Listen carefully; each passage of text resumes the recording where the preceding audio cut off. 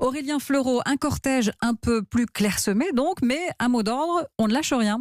Oui, les slogans ici réclament le retrait de la réforme des retraites. Le système à points fait l'unanimité contre lui, toutes professions confondues. William Viry-Almoz est le secrétaire général de la CFE-CGC Énergie. On en a un peu marre, comme nos collègues de la RATP et de la SNCF, de servir de faire valoir ou de punching-ball au gouvernement pour dire que tout est de la faute des régimes spéciaux, ce qui est loin d'être le cas, puisque comme vous le savez, les régimes spéciaux représentent simplement, je crois, 1,5% des actifs et 3% des retraités.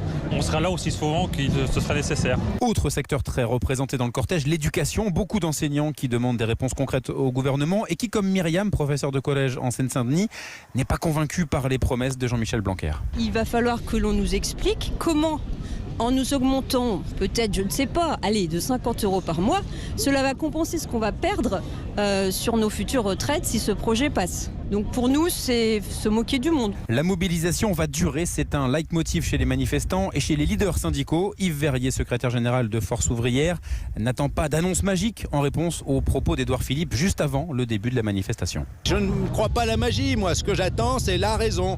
On laisse de côté ce qui est une très très mauvaise idée. Ce gouvernement n'arrive pas à convaincre. Ça fait 2 ans de concertation, des débats citoyens. Il n'arrive pas à convaincre. Il faut qu'il se rende compte. Et on écoute ce que les syndicats, Force ouvrière, a à dire.